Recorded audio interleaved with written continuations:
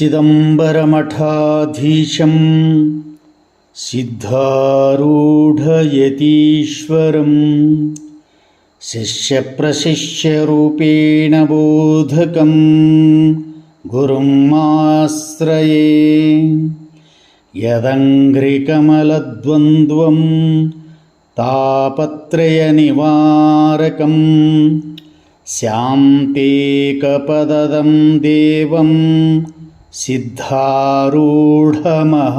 ಭಜೆ ಸಿದ್ಧಾರೂಢಮಹಂ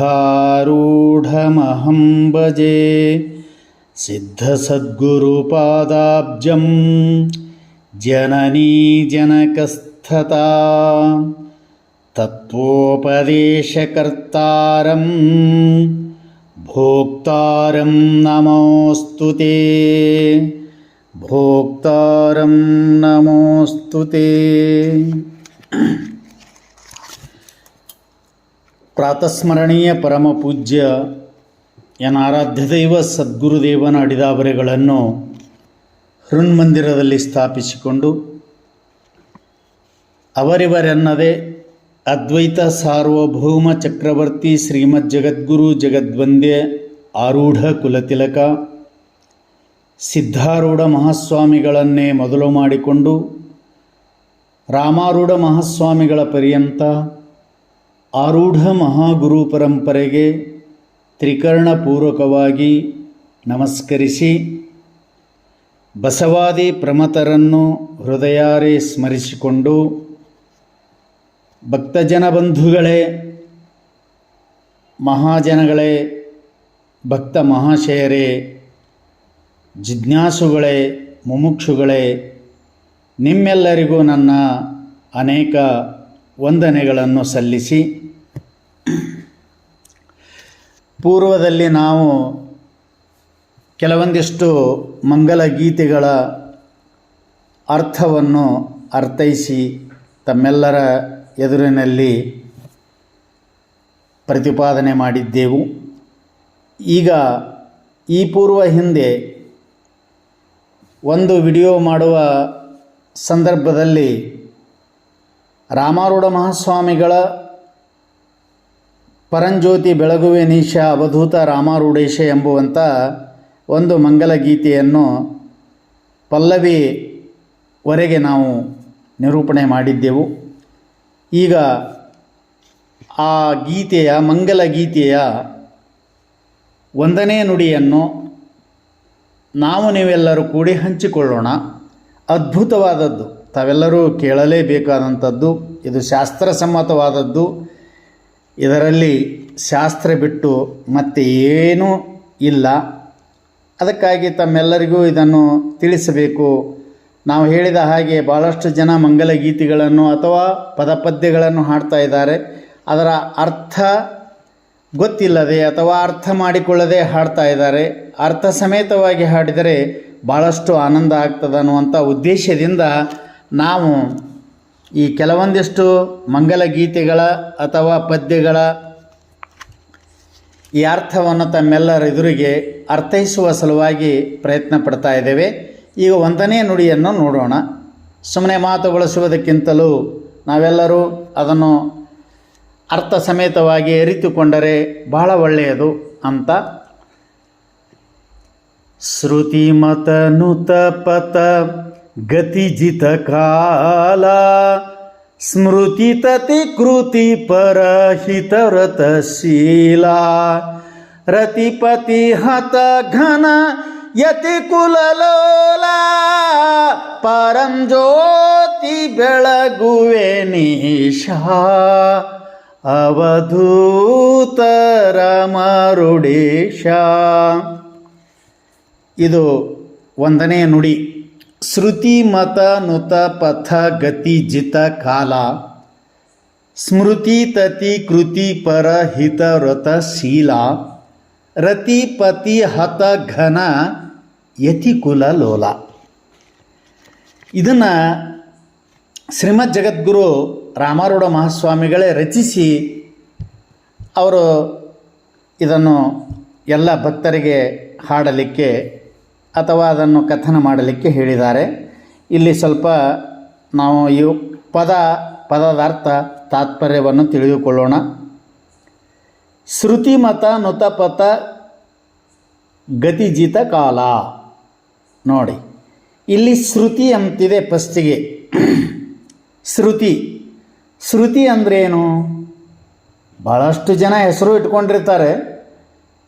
ಆದರೆ ಇಲ್ಲಿ ಸುಮ್ಮನೆ ಅವೆಲ್ಲ ಬಳಸೋದಕ್ಕಿಂತಲೂ ನಾ ಪದಶಃ ಅರ್ಥ ಮಾಡ್ತಾ ಇದ್ದೀನಿ.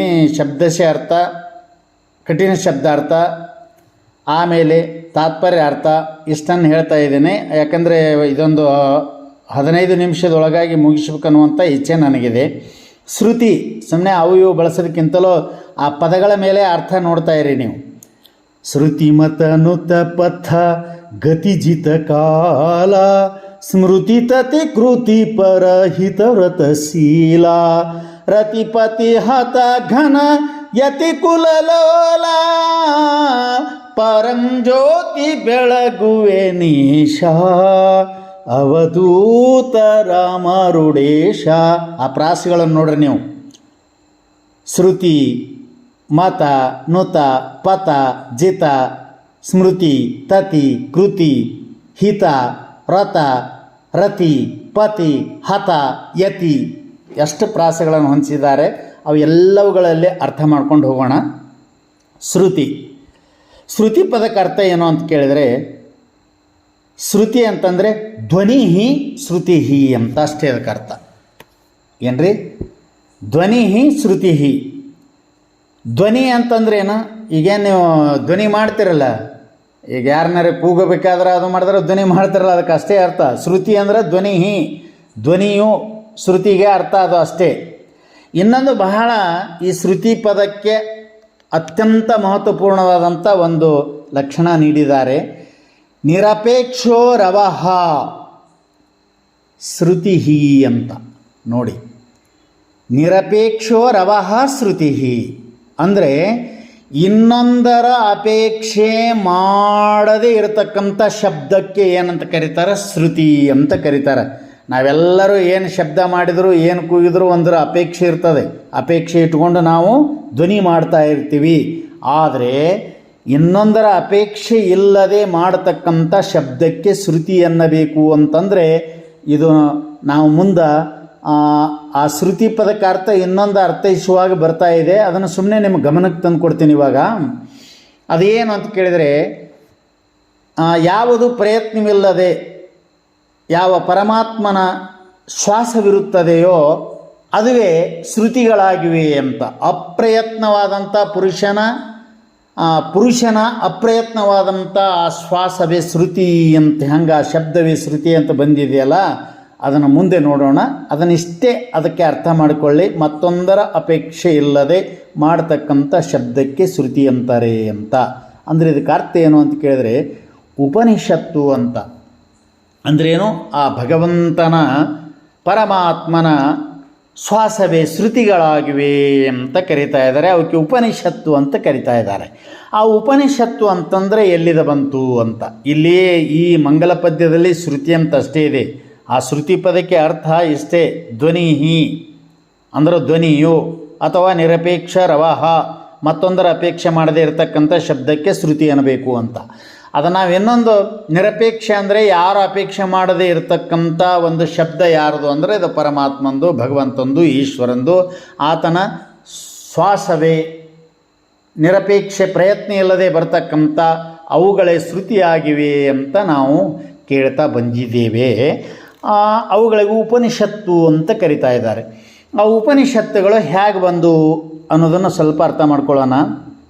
ವೇದಗಳು 4: ಋಗ್ವೇದ, ಯಜುರ್ವೇದ, ಅಥರ್ವಣ ವೇದ, ಸಾಮವೇದ ಅಂತ ತಮ್ಮೆಲ್ಲರಿಗೂ ಗೊತ್ತಿದ್ದಂಥದ್ದು. ಅವುಗಳಲ್ಲಿ ಆ ಪ್ರತಿಯೊಂದು ವೇದಗಳಲ್ಲಿ 4 ಭಾಗಗಳಿರ್ತವೆ. 4 ಭಾಗಗಳನ್ನು ಒಳಗೊಂಡಿರ್ತವೆ. ಅವು 4 ವೇದಗಳು ಏನು ಮಾಡಿರ್ತವೆ ಅಂತ ಕೇಳಿದರೆ 4 ಭಾಗಗಳನ್ನು ಒಳಗೊಂಡಿರ್ತವೆ. ಪ್ರಥಮತ ಭಾಗ ಯಾವುದು ಅಂತ ಕೇಳಿದರೆ ಸಂಹಿತ, ಎರಡನೆಯದ್ದು ಬ್ರಾಹ್ಮಣ, ಮೂರನೆಯದ್ದು ಅರಣ್ಯಕ, ಆಮೇಲೆ ಉಪನಿಷತ್ತು ಅಂತ. ಸಂಹಿತ, ಬ್ರಾಹ್ಮಣ, ಆರಣ್ಯಕ, ಉಪನಿಷತ್ತು. ಇಲ್ಲಿ ನಾವು ಒಂದೊಂದು ಸುಮ್ಮನೆ ಅದನ್ನು ಹೆಚ್ಚಿಗೆ ಬಳಸೋದಕ್ಕಿಂತಲೂ ಪದದ ಅರ್ಥ ನೋಡ್ಕೊಂಡು ಹೋಗೋಣ. ಮೊದಲನೇದ್ದು ಸಂಹಿತ. ಸಂಹಿತ ಅಂದರೆ ಏನು ರೀ ಅಂತ ಕೇಳಿದರೆ, ಮಂತ್ರಾತ್ಮಕೋ ವೇದ ಭಾಗ ಸಂಹಿತ.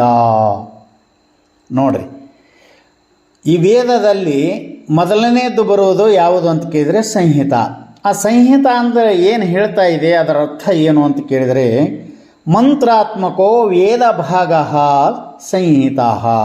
ಅಂದ್ರೆ ಆ ವೇದದಲ್ಲಿ ಕೇವಲ ಮಂತ್ರಗಳೇ ತುಂಬಿರತಕ್ಕಂಥ ವೇದದ ಯಾವ ಭಾಗವಿರುತ್ತದೆಯೋ ಅದಕ್ಕೇನಂತ ಕರೀತಾ ಇದ್ದಾರೆ ಅಂತ ಕೇಳಿದರೆ ಸಂಹಿತ ಅಂತ ಕರೀತಾ ಇದ್ದಾರೆ.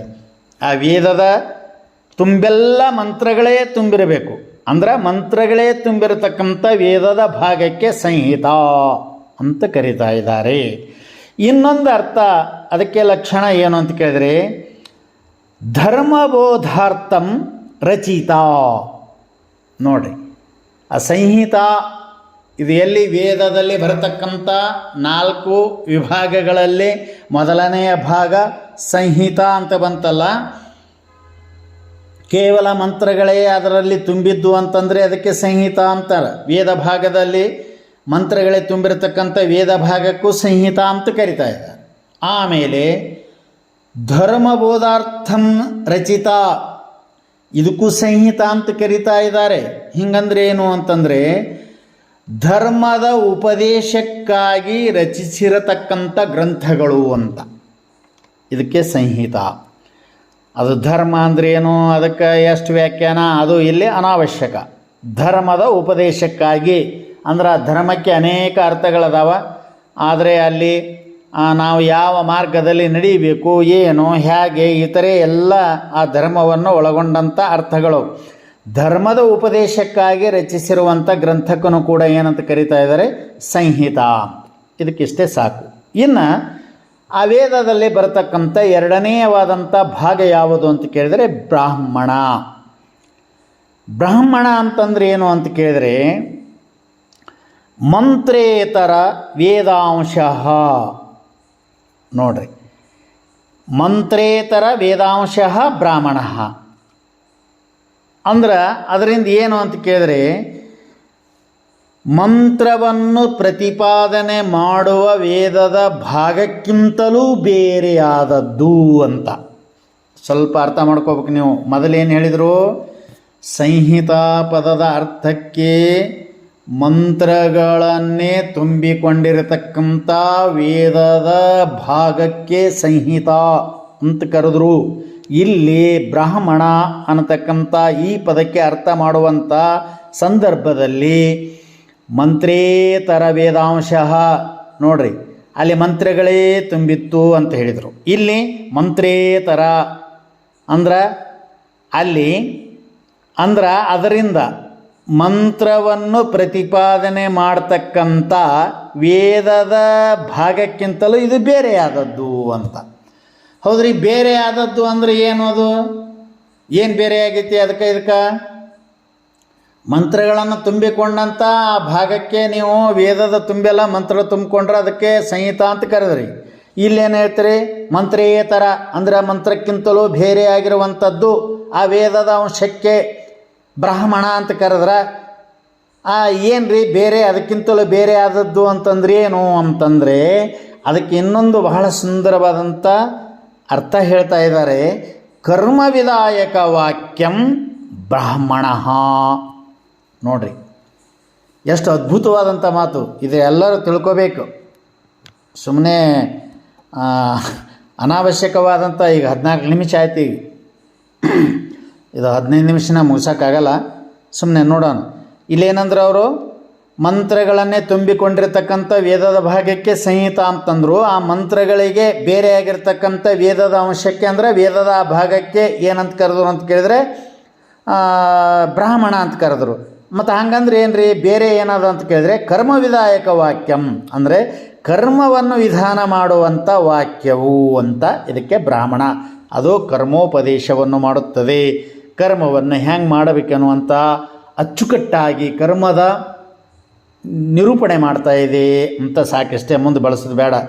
ಗಹನ ಕರ್ಮಣೋ ಗತಿ ಅಂತ ಭಗವಂತನೇ ಕೈ ಬಿಟ್ಟನ, ಕರ್ಮದ ಗತಿ ಬಹಳ ಆಳವಾದದ್ದು ಅಂತ ಅದ ಕರ್ಮವನ್ನು ವಿಧಾನ ಮಾಡ್ತಕ್ಕಂಥ ವಾಕ್ಯಕ್ಕೆ ಬ್ರಾಹ್ಮಣ ಅಂತ ಕರಿತಾ ಇದ್ದಾರೆ. ಇನ್ನು ಆರಣ್ಯಕ, ಆರಣ್ಯಕ ಎಂಬ ಪದ ಇದು ಅರಣ್ಯ ಎಂಬುವಂಥ ಪದದಿಂದ ಬಂದಿದೆ.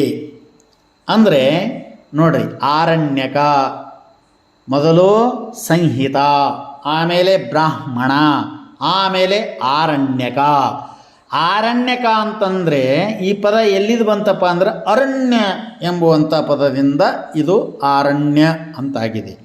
ಅಂದರೆ ಏನು ಅಂತ ಕೇಳಿದರೆ, ಅರಣ್ಯ ಗ್ರಂಥಗಳನ್ನು ಹಳ್ಳಿಯಲ್ಲಿ ನೋಡ್ರಿ, ಈಗ ಕೆಲವೊಂದಿಷ್ಟು ಒಂದೊಂದು ಜಾಗದಾಗ ಓದಬೇಕಾಗಿರ್ತದೆ. ಅರಣ್ಯಕ ಗ್ರಂಥಗಳನ್ನು ಹಳ್ಳಿಯಲ್ಲಿ ಓದಬೇಕಾದಂಥ ಒಂದು ನಿಯಮಿತ ಇರ್ತದೆ. ಅಂಥ ಅವುಗಳನ್ನು ಅಧ್ಯಯನ ಮಾಡುವವರಿಗೆ ಬ್ರಾಹ್ಮಣರು ಅಂತ ಕರೀತಾ ಇದ್ದಾರೆ. ಅಂಥ ಅರಣ್ಯಕವಾದಂಥ ಗ್ರಂಥಗಳನ್ನು ಹಳ್ಳಿಯಲ್ಲಿ ಓದಬೇಕಾಗಿರ್ತಕ್ಕಂಥ ನಿಯಮಿತ ಇರ್ತದೆ. ಇದು ನಿಯಮ, ಅದು ಬ್ರಾಹ್ಮಣರುಗಳಿಗೆ ಇರ್ತದೆ.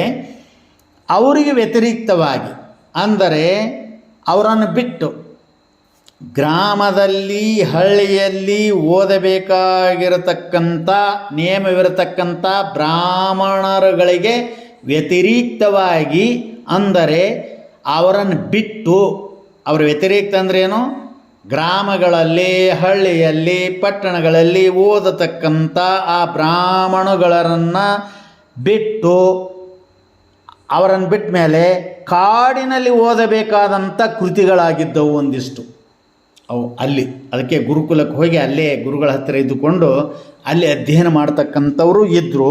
ಆದ್ದರಿಂದ ಇವಕ್ಕೇನಂತ ಕರೆದಿದ್ದಾರೆ ಅಂತ ಕೇಳಿದರೆ ಆರಣ್ಯಕವೆಂದು ಕರೆದಿದ್ದಾರೆ.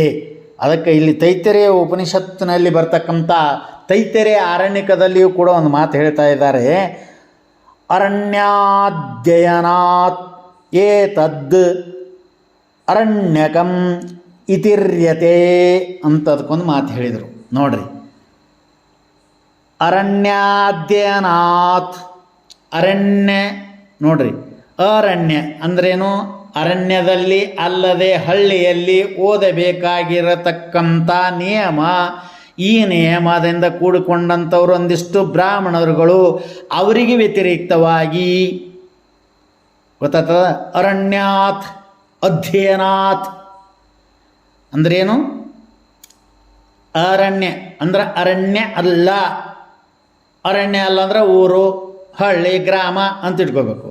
ಅಧ್ಯಯನಾತ್, ಆ ಅಧ್ಯಯನ ಮಾಡುವುದರಿಂದ ಏತದ್ ಆರಣ್ಯಕಂ ಇತಿರ್ಯತೆ, ಅದಕ್ಕಿಂತಲೂ ಭಿನ್ನವಾಗಿರ್ತಕ್ಕಂಥದ್ದಕ್ಕೆ ಏನಂತ ಕರೆದ್ರು ಅಂತ ಕೇಳಿದರೆ ಆರಣ್ಯಕ ಅಂತ ಕರೆದ್ರು.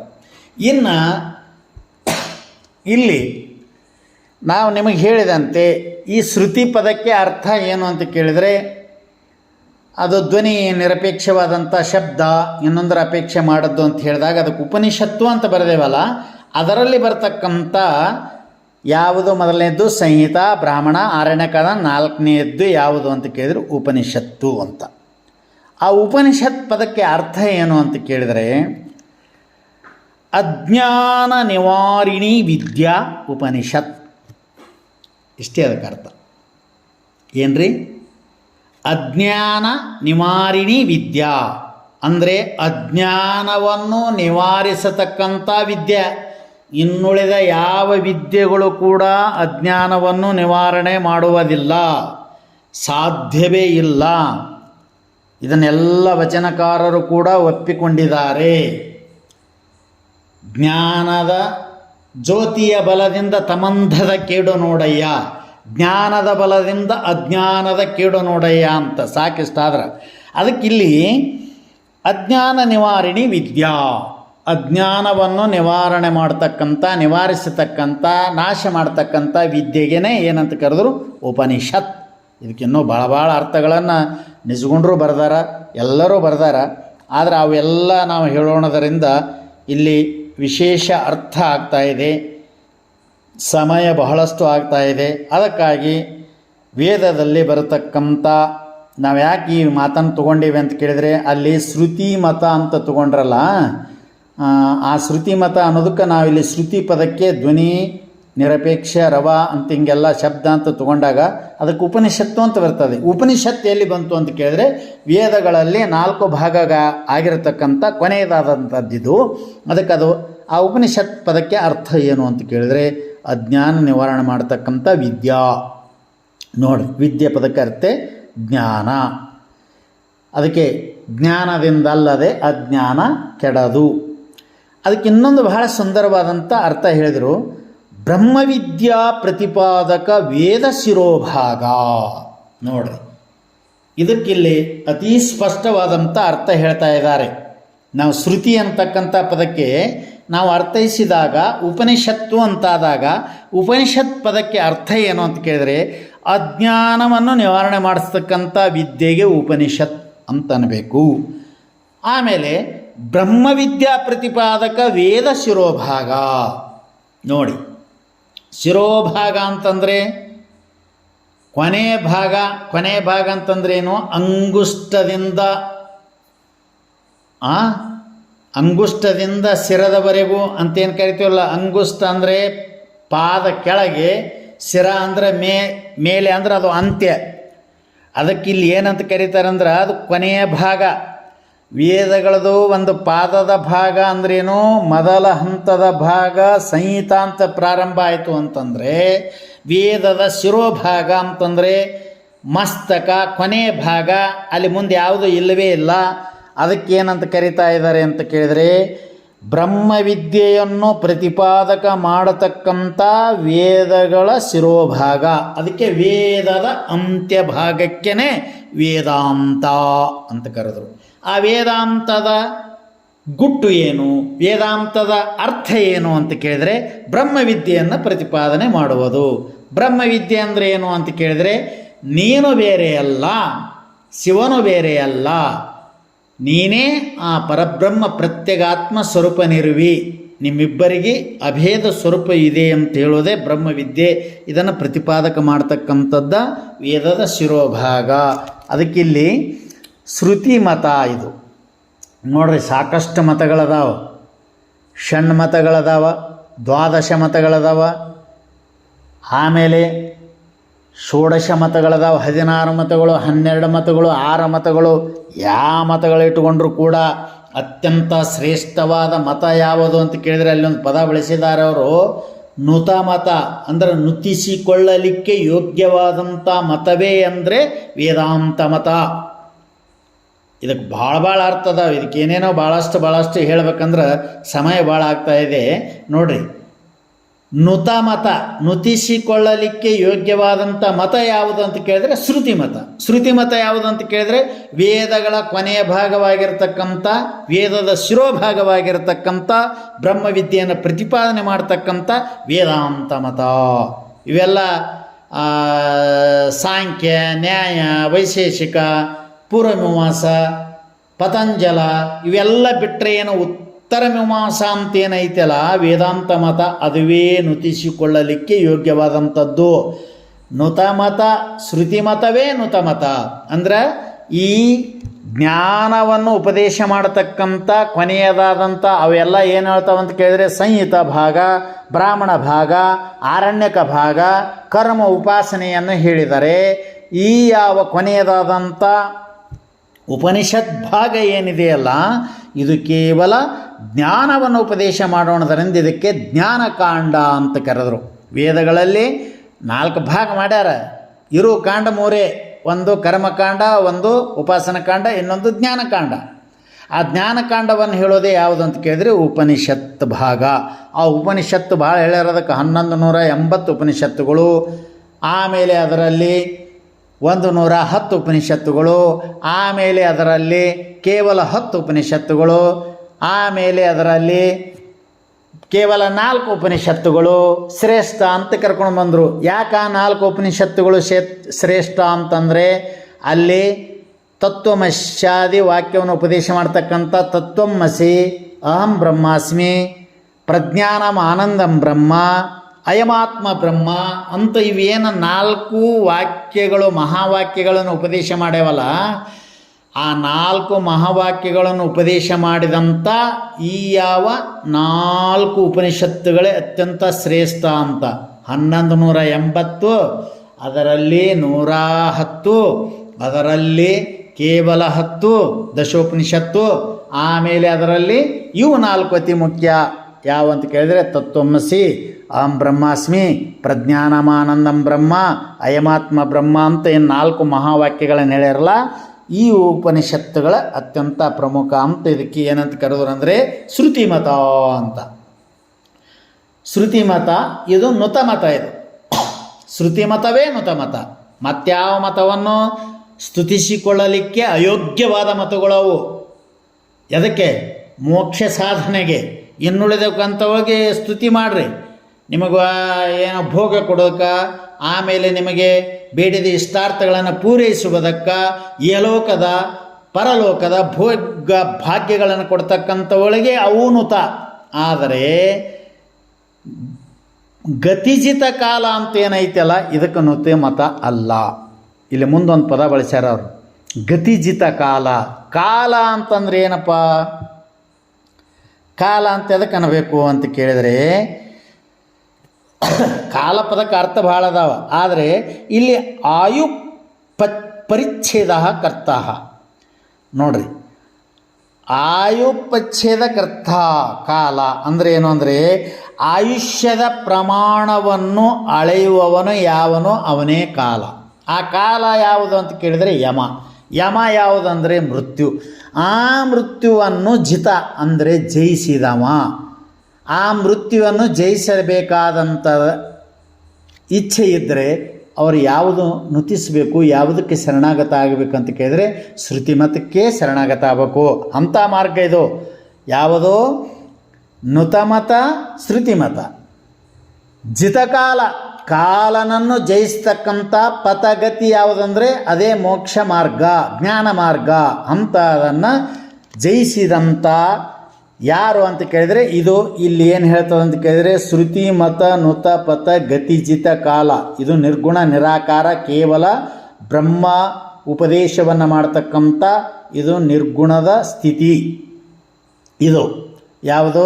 ಶ್ರುತಿ ಮತ ನುತ ಪಥ ಗತಿ ಜಿತ ಕಾಲ ಅಂತಂದ್ರೇನು? ಅದಕ್ಕೆಲ್ಲ ನೀವು ಇಲ್ಲಿ ತನಕ ಅರ್ಥ ಕೇಳ್ಕೊಂತ ಬಂದಿರಿ. ಯೋಗ್ಯವಾದದ್ದು ಯಾವುದು? ನುತಿಗೆ ಅಂದರೆ ಸ್ತುತಿಸಿಕೊಳ್ಳಲಿಕ್ಕೆ ಯೋಗ್ಯವಾದದ್ದು ಶ್ರುತಿ ಮತ. ಹಂತ ಪಥ ಅದೇ ಮಾರ್ಗವನ್ನು ಅನುಸರಿಸಬೇಕು. ಗತಿ ಅಂದರೆ ಗಮನ ಮಾಡಬೇಕು, ಅದರೊಳಗೆ ಹೋಗಬೇಕು. ಜಿತ ಕಾಲ ಅಂದರೆ ಕಾಲನನ್ನು ಜಯಿಸೋದು ಅಂತ ಯಾವುದು ಅಂತ ಕೇಳಿದರೆ, ಆಯುಷ್ಯವನ್ನು ಅದರ ಪ್ರಮಾಣವನ್ನು ಅಳೆದು ತೀರ್ತಕ್ಕಂಥ ಯಮ, ಅವನಿಗೆ ಮೃತ್ಯು ಅಂತ ಕರೀತಾರೆ. ಅವನು ಜಯಿಸೋದು ಯಾವುದು ಅಂತ ಕೇಳಿದರೆ, ಮೃತ್ಯುವನ್ನು ಜಯಿಸಿದ ಮೇಲೆ ಸಿಗುವುದೇ ಮೋಕ್ಷ, ಅದೇ ತಂದು ಕೊಡುವುದೇ ಇದು ಜ್ಞಾನ ಮಾರ್ಗ ಅಂತ. ಇದು ನಿರ್ಗುಣ. ಇನ್ನು ಸಗುಣ ಯಾವುದು ಅಂತ ಕೇಳಿದರೆ, ಸ್ಮೃತಿ ತತಿ ಕೃತಿ ಪರ ಹಿತವ್ರತ ಶೀಲ.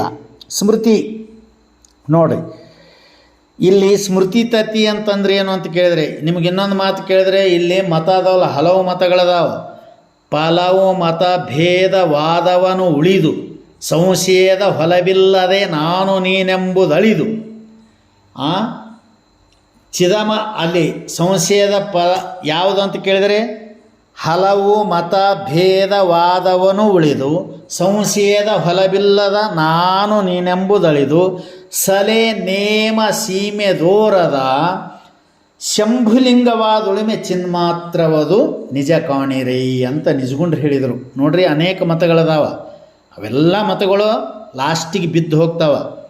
ಎಲ್ಲದರಲ್ಲಿ ಬಿದ್ದು ಹೋದ ಮೇಲೆ ನಿಲ್ಲತಕ್ಕಂಥ ಮತ ಯಾವುದು ಅಂತ ಕೇಳಿದರೆ ಶ್ರುತಿ ಮತ. ಅದಕ್ಕೆ ನೀವು ಅನೇಕ ಮತವಾದಂಥವುಗಳನ್ನು ಬಿಡ್ರಿ. ಫಲವು ಮತ ಭೇದ ವಾದವನ್ನು ಉಳಿದು ಅಲ್ಲಿ ವಾದ ಮಾಡಬೇಡ್ರಿ, ನಂಬುದು ಶ್ರೇಷ್ಠ ಅನ್ಬೇಡ್ರಿ. ನೀವು ಅಂದರೂ ಕೂಡ ಅದು ಶ್ರೇಷ್ಠ ಆಗೋದಿಲ್ಲ. ಅಲ್ಲಿ ಸಂಶಯ ಅದ, ಅಲ್ಲಿ ನಾನು ಹೌದೋ ಅಲ್ಲೋ ಜೀವನೋ ಶಿವನೋ ಎಂಬುವಂಥ ಈ ಸಂಶಯವನ್ನು ತೆಗೆದ ಮೇಲೆ ಉಳಿತಕ್ಕಂಥದ್ದು ಯಾವುದಿದೆಯಲ್ಲ ಅದು ಶಂಭುಲಿಂಗ. ಆ ಪದದ ಉಳಿಮೆ ಚಿನ್ಮಾತ್ರ, ಕೇವಲ ಚಿತ್ ಮಾತ್ರವಾಗಿರುವಂಥದ್ದು ನಿಜ ಅಂತ ಹೇಳಿದರು. ಇದು ಶ್ರುತಿ ಮತ. ಇದು ನಿರ್ಗುಣ ನಿರಾಕಾರವನ್ನು ಬೋಧಿಸಿದರೆ, ಇನ್ನು ಸಗುಣ ಸಾಕಾರವನ್ನು ಬೋಧಿಸ್ತಕ್ಕಂಥದ್ದು ಅದು ಯಾವುದು ಅಂತ ಕೇಳಿದರೆ ಸ್ಮೃತಿ ತತಿ ಕೃತಿ ಪರ ಹಿತ ವ್ರತಶೀಲ. ಸ್ಮೃತಿ ಅಂದರೆ ಏನ್ರಿ ಅಂತ ಕೇಳಿದರೆ ಅದಕ್ಕೆ ಭಾಳ ಅರ್ಥ ಬರ್ಕೊಂಡು ಬಂದಾರ. ಅನುಭವಿಸಿರ್ತಕ್ಕಂಥ ವಿಷಯಗಳನ್ನು ಕುರಿತು ಅತಿ ಹೆಚ್ಚಾಗಿ ಸ್ಮರಣೆ ಮಾಡುವಂಥ ಜ್ಞಾನಕ್ಕೆ ಸ್ಮೃತಿ ಅಂತ ಕರೀತಾ ಇದ್ದಾರೆ. ಅದಕ್ಕೆ ಶ್ರುತಿಯನ್ನೇ ಸ್ಮರಿಸಿ ಪೇಳದ ಅತಿಶಯದ ಋಷಿವಾಕ್ಯವೇ ಸ್ಮೃತಿ ಎನಿಸಲು ಲೋಕದಳು ಶ್ರುತಿಯೇ ಪ್ರಮಾಣವು ಅಂತ ನಿಜಗೊಂಡರು ಬರೆದಿದ್ದಾರೆ. ಅಂದ್ರೆ ಇಲ್ಲಿ ಶ್ರುತಿಗಳನ್ನು ಓದಿ ಅವುಗಳನ್ನು ತಿಳಿದುಕೊಂಡು ಮತ್ತು ತಮ್ಮದೇ ಆದಂಥ ಸ್ವಾನುಭವದಿಂದ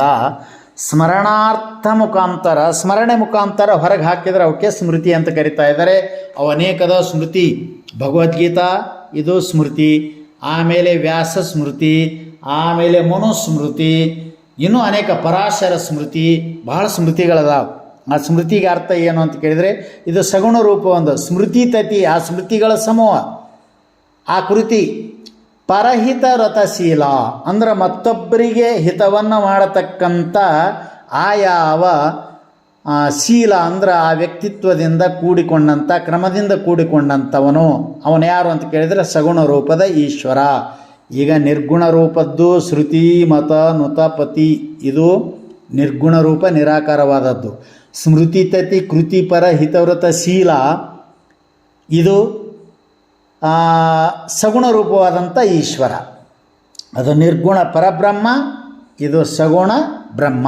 ಈಶ್ವರ ಶಿವ ಪರಶಿವ ಹಿಂಗೆನ್ನ ತಿಳ್ಕೊಳ್ರಿ. ಅಲ್ಲಿ ರತಿಪತಿ ಹತ ಘನ ಯತಿ ಕುಲಲೋಲ, ಈ ಸಗುಣ ರೂಪದಂಥ ಈಶ್ವರ ಏನದನಲ್ಲ ಶಿವ, ರತಿ ಅಂತಂದರೆ ಇವ ಕಾಮನ ಮನ್ಮಥನ ಹೆಂಡತಿ ಇವಳು.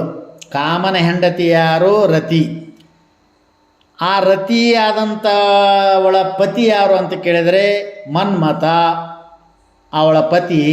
ಹತ ಅಂದರೆ ಅವನನ್ನು ನಾಶ ಮಾಡಿದಂಥವನು. ಘನ ಅಂದರೆ ಅತ್ಯಂತ ಘನರೂಪನಾದಂಥ ಘನಶೀಲನಾದಂಥವನು. ಮತ್ತು ಯತಿಕುಲ ಅಂದರೆ ಯತಿಗಳ ಸಮೂಹಕ್ಕೆ, ಯತ್ನಶೀಲಾತ್ ಯತಿಹಿ, ಸತತ ಪ್ರಯತ್ನ ಮಾಡ್ತಕ್ಕಂಥವರಿಗೆ ಯತಿಗಳು. ಯಾರ ಪ್ರಯತ್ನ ಅಂತ ಕೇಳಿದರೆ ಮತ್ತೊಬ್ಬರದ್ದು ಏನರೇ ಮುಳುಗಿಸ್ಬೇಕು, ಮತ್ತೊಬ್ಬರು ತಿನ್ನಬೇಕು, ಮತ್ತು ನಾವು ಹ್ಯಾಂಗೆ ಈ ಪ್ರಪಂಚದಲ್ಲಿ ವ್ಯಾವಹಾರಿಕವಾಗಿ ಮೇಲೆ ಬರಬೇಕು ಅಂತ ಪ್ರಯತ್ನ ಮಾಡೋರಲ್ಲ. ಯತಿ ಅಂದ್ರೇನು? ಯತ್ನ, ಪ್ರಯತ್ನ. ಯಾವುದರ ಪ್ರಯತ್ನ ಅಂತ ಕೇಳಿದರೆ ಎಂದು ನನ್ನ ಸ್ವರೂಪವನ್ನು ನಾನು ಮುಟ್ಟೇನು, ಅದನ್ನು ಎಂದು ಕೂಡೇನು ಅಂತ ತಿಳಿದುಕೊಂಡು ಯತ್ನ ಮಾಡ್ತಕ್ಕಂಥವರಿಗೆ ಯತ್ನಶೀಲಾತ್ ಯತಿಹಿ. ಅಂಥ ಯತಿ ಕುಲ ಅಂದರೆ ಸಮೂಹಕ್ಕೆ ಲೋಲ ಅಂದರೆ ಅತ್ಯಂತ ಪ್ರೀತಿಗೆ ಪಾತ್ರನಾದಂಥ ಹೇ ಸಗುಣ ರೂಪನಾದಂಥ ಈಶ್ವರನೇ, ನೀನೇ ನಿರ್ಗುಣ ರೂಪವಾಗಿರುವಿ ಅಂತ ತಿಳ್ಕೊಂಡು ಹಿಂತ ಯಾವ ಆ ಪರಂಜ್ಯೋತಿ ಸ್ವರೂಪನಾದಂಥವನು ಸಗುಣ ರೂಪ ಈಶ್ವರನಾದಂಥವನು ನೀನೇ ಏನಿರುವೆ ಅಂತ ಕೇಳಿದರೆ ಅವಧೂತ ರಾಮಾರೂಢೇಶ ನಿನಗೆ ಬೆಳಗುವೆನು ಆರುತಿ ಅಂತ ತಿಳ್ಕೊಂಡು ಇಲ್ಲಿ ಒಂದನೆಯ ನುಡಿಯ ಈ ಪದದ ಅರ್ಥ ಯಥಾಮತಿಗೆ ಹೊಳೆದಷ್ಟು ನಾನು ನಿರೂಪಣೆ ಮಾಡಿದ್ದೇನೆ. ತಾವೆಲ್ಲರೂ ಇದನ್ನು ಸಹನಶೀಲತೆಯಿಂದ ಪದದರ್ಥವನ್ನು ಚೆನ್ನಾಗಿ ಕೇಳಿ ತಿಳಿದುಕೊಂಡು ಆನಂದ ಪಡೆಯಿರಿ, ಆನಂದವನ್ನು ಹೊಂದಿರಿ ಅಂತ ಹೇಳುತ್ತಾ ಪರಂಜ್ಯೋತಿ ಬೆಳಗುವೆನೀಶ ಅವಧೂತ ರಾಮಾರೂಢೇಶ ಎಂಬುವಂಥ ಈ ಯಾವ ಮಂಗಲಗೀತೆಯ ಒಂದನೆಯ ನುಡಿಯನ್ನು ಇಲ್ಲಿಗೆ ಮಂಗಲ ಮಾಡೋಣ. ಮತ್ತು ನಾವು ನೀವೆಲ್ಲರೂ ಕೂಡಿ ಎರಡನೆಯ ನುಡಿಯಲ್ಲಿ ಅರ್ಥದಲ್ಲಿ ತಿಳಿದುಕೊಳ್ಳುವುದಕ್ಕಾಗಿ ಭಾಗಿಗಳಾಗೋಣ ಅಂತ ಹೇಳಿ ಇಂದಿನ ಈ ಯಾವ ವ್ಯಾಖ್ಯಾನಕ್ಕೆ ಮಂಗಲ ಮಾಡೋಣ. ಹರಿ ಓಂ ತತ್ಸತ್. ಸದ್ಗುರು ಸಿದ್ಧಾರೂಢಾಯ ನಮಃ. ಸದ್ಗುರು ರಾಮಾರೂಢಾಯ ನಮಃ.